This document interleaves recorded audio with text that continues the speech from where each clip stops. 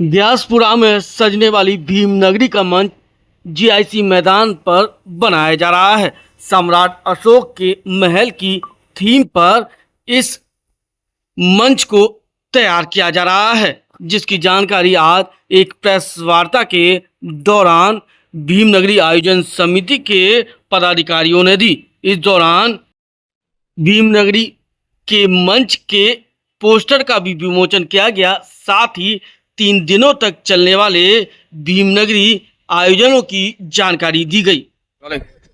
भीमनगरी को लेकर तैयारियां जोर शोर से हैं। इस समय हम जीआईसी मैदान पर खड़े हुए हैं, जहां पर भीमनगरी का मंच सजाया जा रहा है और यहीं पर भीमनगरी भी आयोजित होगी। लगातार भीमनगरी की तैयारियां जोर शोर पर चल रही हैं, लेकिन इस बार जो मंच है वो सम्राट अशोक के महल की थीम पर बनाया जा रहा है। बातचीत करने के लिए हमारे साथ मौजूद है केंद्रीय समिति के सदस्य श्याम जी। श्याम जी, क्या कहना चाहेंगे, किस तरह से ये पूरा महल सजाया है और क्या? अखंड भारत की नींव रखने वाले संविधान शिल्पी परम पूज्य बाबा साहब की 31वीं भीमनगरी लगने जा रही है। आप इस मंच की व्यवस्था देख ही रहे हैं, किस तरह की ये मंच बनाया जा रहा है। सम्राट अशोक पर ये मंच बनाया जा रहा है। मैं समझता हूँ हमें भीमनगरी लगाते लगाते 3 दशक हो पाए। जो वो ऐतिहासिक भीमनगरी लगने जा रही है, तो मैं समझता हूँ ये आगरा ही नहीं, जो भी सामाजिक काम होते हैं, जो भी महापुरुषों की जयंती बनाई जाती है, जो उसमें सब श्रेष्ठ है। मैं इसका धन्यवाद देना चाहता हूँ क्षेत्रीय कमेटी व्यासपुरा के, जो क्षेत्रीय कमेटी के 2026 के अध्यक्ष हैं सुभाष सागर जी और उनके महामंत्री महेंद्र सिंह चौधरी जी। इन्होंने दिन रात एक कर इसको जो वफेता दिया है, एक ऐसी मिसाइल काम की है कि मैं समझता हूँ आने वाली जो हमारे और लोग जब भीमनगरी सत्ताई करेंगे उनके लिए बहुत अच्छे रहेंगे, क्योंकि तो हमारे बार सोचते हैं क्या भीमनगरी देते हैं, बहुत ही अच्छी भीमनगरी है। हर बार अब सोच रहे हैं अगली बार भीमनगरी और भी भाई साहब, आदि मौसम लगातार चल रहा है, तो किस तरह की व्यवस्थाएं देखिए 3 दशक भीमनगरी को लगाते हो गए, उसमें सिर्फ एक भीमनगरी का हुआ, मंच का वो नहीं था, एक लाइट का ट्रेलर था वो। लेकिन हमारी हमेशा ये व्यवस्था रहती है कि मंच बहुत मजबूती से बोलता है। वो आप देख ही रहे मंच की क्या पोजीशन है। मंच में आज तक कहीं भी अव्यवस्था नहीं फैली है, और खासतौर से आज के साथ हमने इको फ्रेंडली मंच है पोल्यूशन रहित बनाया है, जो एक ये भी बहुत बड़ा संदेश देना चाहते थे 2031 में। अध्यक्ष जी हमारे साथ मौजूद है। किस तरह का अभियान रहने वाला है, किस तरह से लोग अभी से इस आयोजन को लेकर उत्साहित नजर आ रहे हैं? हमारे जितने भी मोहल्ले हैं, जो हमारे महापुरुष हैं, बाबा साहब के नाम पे बहुत बड़ा पर्व इसको मनाते हैं। अम्बेडकर जयंती पे लोगों के घरों में रंगाई पुताइयां होने शुरू हो गई है, जैसे दीपावली पे होती है। इस तरह से हमारे समाज में रंगाई पुताइयां और साफ सफाइयां चल रही हैं। सरकार की तरफ से भी हमने इसी मकसद से विकास कार्य कराए जा रहे हैं कि हमारी गलियां पानी वानी की एक त्योहार की तरह से इसको मनाया जाए। रूट क्या रहने वाला है जब झांकियां निकलेगी? वो रूट के लिए केंद्रीय कमेटी जवाब देगी। मेरा काम है क्षेत्रीय कमेटी से हूं मैं, मेरे पास जो जिम्मेदारी है वो भीमनगरी लगाने की है।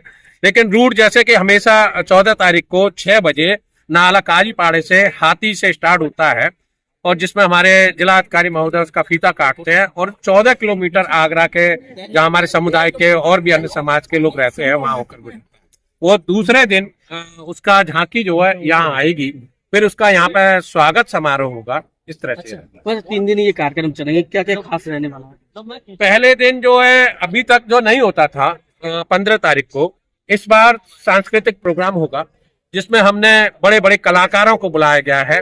इसमें जो शाम की समय जो है वो बड़े बड़े कलाकार इसको बांधेंगे। यहाँ पब्लिक के लिए ये माहौल रहेगा कि यहाँ बैठने के लिए जगह नहीं रहेगी, खड़े होने के लिए जगह नहीं रहेगी, और सांस्कृतिक को बढ़िया बनाने के लिए आप जैसे देख रहे हैं झूले लगे हैं। इस बार और भी भव्य झूले अभी आने वाले हैं बहुत अच्छे तरह से। और ये मंच और ये हमारा जो रूट का जो जहां तक आने के लिए है, पृथ्वीनाथ से बोधला से हमारी लाइट और साउंड चालू हुए हैं कि 6-7 किलोमीटर हमारा एरिया बिल्कुल लाइट से पटा हुआ है, और बहुत अच्छी तरह से लाइट। क्या मंच पे इस बार क्या खास रहने वाला है? मंच किस तरह से रहेगा, क्या खास का तो हमने जैसे देखा है कि बुद्धिज्म थीम है पूरा, जिसमें सबसे ऊपर राष्ट्रीय झंडा हमारा फहराया जाएगा।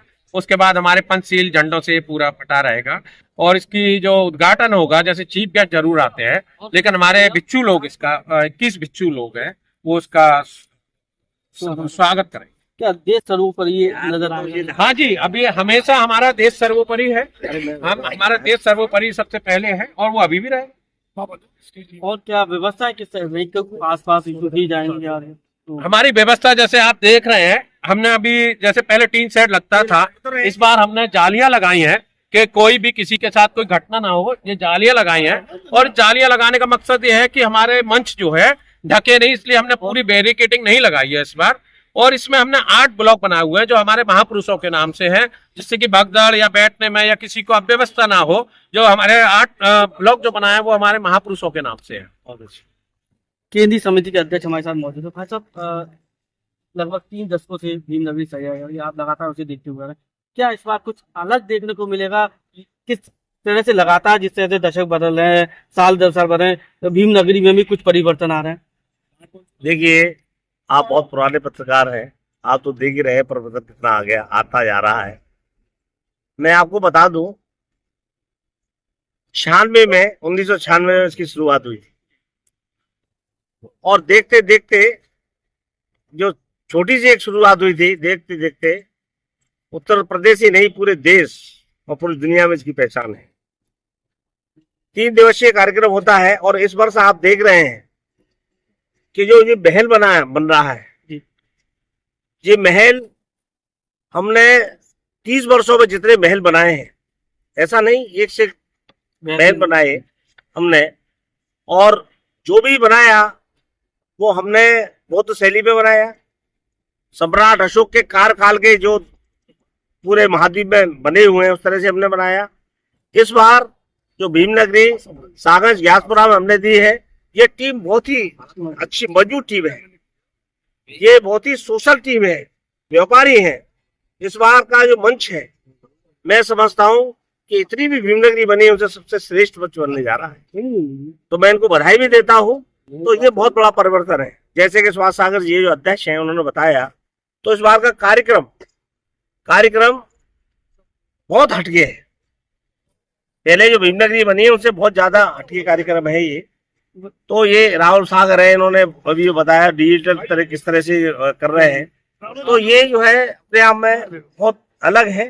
भाई साहब, एक सवाल, भीमनगरी सस्ती है, दलित समाज से एक ख्वाहिश जरूर रखता है कि साहब सूबे की जो मुखिया है मायावती जरूर भीमनगरी में आना चाहे, तो क्या लगता है कि इस बार उम्मीद है कि वो सपना लोगों का पूरा होगा? देखिए, सबसे पहले हमने महामहिम राष्ट्रपति जी को आमंत्रित किया।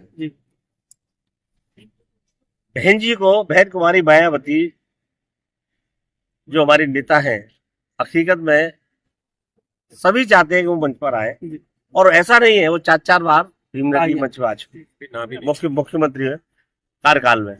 इस बात बहुत प्रयास किए हैं, क्षेत्रीय टीम ने बहुत प्रयास किए, हमने भी बहुत प्रयास किए, तो कोशिश ये थी कि बहन जी हर हालत में आए, मगर अभी स्वीकृति नहीं मिली है और ना भी नहीं। तो मेरा मतलब ये है कि अगर बहन जी आती है तो 4 चांद लगे, अच्छा लगेगा और उत्साह बढ़ जाता है, उत्साह बढ़ता है।